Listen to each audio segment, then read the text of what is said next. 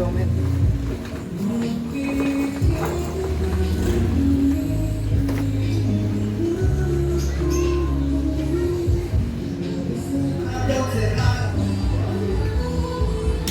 Para hindi matalsikan ng mga dumi kagad kasi bago pa yung bag natin, baka madumi yan kagad, maluloma kagad. Minsan ginagawang 150, malaking bagay sa atin yung 50 pesos ngayon sa maghapon. Maraming sobra, naiipon yun. Malaking bagay sa atin yun. Especially sa mga rider. Kahit 5 pisong sobra lang, malaking bagay. Kasi sa maghapon yun, naiipon.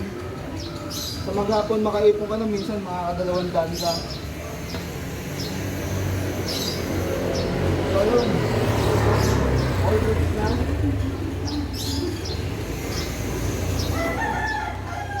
Papasok na natin itong food panda by bukas na to. Bukas na tayo mag-food panda nun. Lipat lang natin yung gamit dito. Siyempre, importante sa lahat, panali. Kailangan natin ng panali. Minsan may magpapakat ka sa atin, mabigat. Wala tayong panali, hindi natin madala maigi at pagka wala tayong panali. Kailangan natin may sarili tayong panali. Ito meron akong ganito kasi yan, minsan may babasagin, may kinakarga tayong babasagin. Kailangan natin ito pang divider. Yung panali. Isa sa pinaka-importante sa lahat, kahit matindi ang araw, magdadala tayo lagi ng abote. Kasi minsan napupunta tayo sa malalayong lugar, hindi natin kabisado yung lugar. Maaraw dito, maulan sa pupunta natin, kailangan natin ng kapote. Huwag yung kalilimutan magdala palagi ng kapote. Importante sa lahat yan. At yung pangatlo, men, na huwag yung kalilimutan, magdala kayo ng balot, pangbalot ng yelo. Para saan ba to? Napakalaking bagay nito kasi pag biglang bumuhos ang ulan, magagamit natin to sa pagbalot ng cellphone natin. Cellphone natin para hindi mabasa. Plastic ng yelo, pangbalot ng cellphone pag umulan para hindi mabasa. Abote.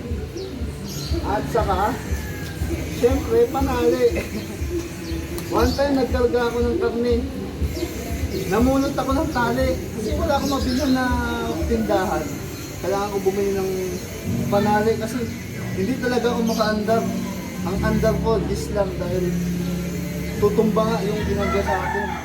Ginawa ko. Mabuti merong rider na tumulong sa akin. Nagbigay sa akin ng panali.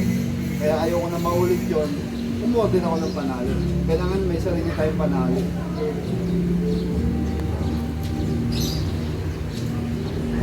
Yan. Lalo na apat na gamit ang kailangan mong bitbitin mga tol. Huwag mong kalilimutan, syempre, ang Scotch tape. Etong tape na to, minsan merong box si customer na pwede natin ilagay dito.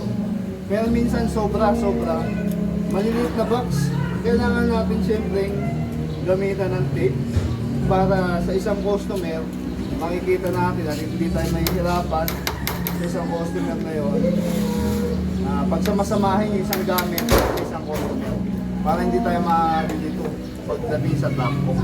Kasi minsan meron nakakalimot na merong isang gamit pa na naiwan sa bag. Hindi na natin alam kung kanino. Kasi nga, syempre, minsan may double, may triple booking tayo. Kailangan natin ng tape para pagsamasamahin natin ang order ng customer. Diba? Para kahit magsama-sama siya dyan sa isang bag, at least makikita natin yung magkakasamang package na naka-tape siya. Diba? 4 na gamit na kailangan natin bitbitin bilang delivery rider. Siyempre, yung pang-5, bali 6 pala. Yung pang-5, siyempre, kailangan yung pang-gasolina. Hindi tatakbo motor nyo pag wala kayong gasolina. At syempre sa pang-anim. Yung pang-anim na yun, dapat laging nasa una. Huwag yung kalilimutan magdasal. Magdasal tayo palagi bago tayo alis. So yun.